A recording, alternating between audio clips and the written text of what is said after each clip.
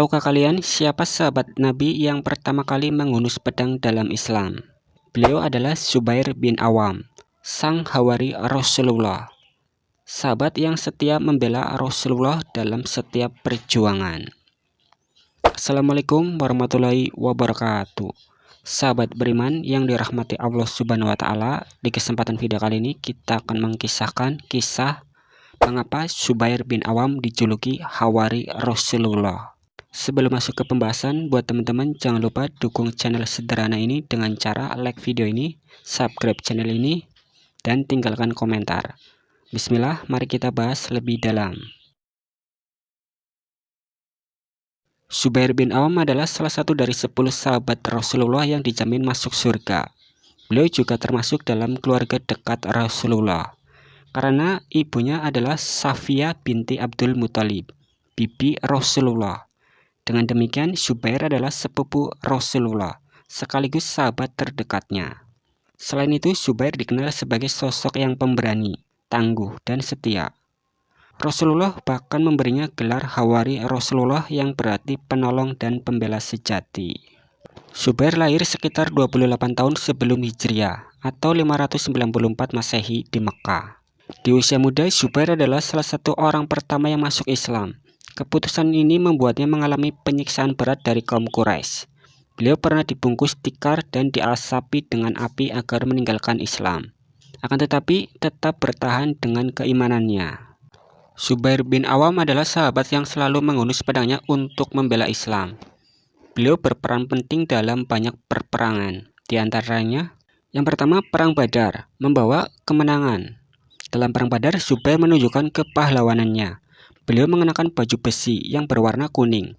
Ini membuatnya mudah dikenali di medan perang. Beliau berhasil mengalahkan banyak musuh dan menjadi faktor penting dalam kemenangan kaum muslimin. Yang kedua, Perang Uhud untuk melindungi Nabi dengan nyawanya sendiri. Dalam Perang Uhud, ketika pasukan muslim terdesak, Zubair termasuk sahabat yang tetap bertahan di sisi Rasulullah. Beliau bertempur habis-habisan melawan pasukan Quraisy. Ini membuktikan kesetiaannya sebagai hawari Rasulullah. Yang ketiga, Perang Khandaq, mata-mata yang cerdik. Dalam Perang Khandaq, Zubair diberi tugas khusus oleh Rasulullah untuk menyusup ke pihak musuh dan mencari informasi. Lalu Rasulullah bahkan bersabda, setiap nabi memiliki hawari pembela setia dan hawariku adalah Zubair bin Awam. Hadis riwayat Bukhari dan Muslim. Lalu mengapa Zubair mendapatkan julukan hawari Rasulullah? Dalam Islam, hawari yang berarti penolong dan pembela sejati. Julukan ini diberikan Rasulullah kepada Zubair karena beberapa faktor penting. Yang pertama, kesetiaan yang sangat luar biasa dalam membela Islam dan melindungi Nabi Muhammad SAW di medan perang.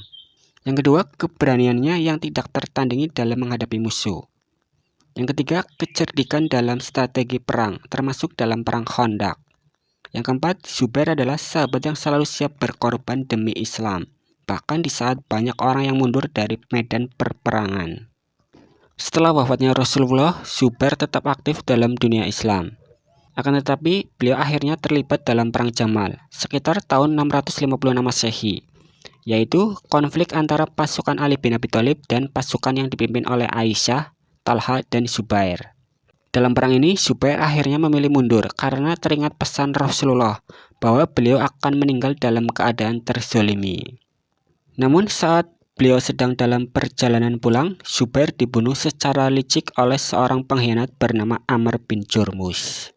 Ketika Ali bin Abi Thalib mendengar kabar kematian Zubair, beliau berkata, sampaikanlah kabar kepada pembunuh Zubair bahwa ia akan masuk neraka. Hadis riwayat Muslim.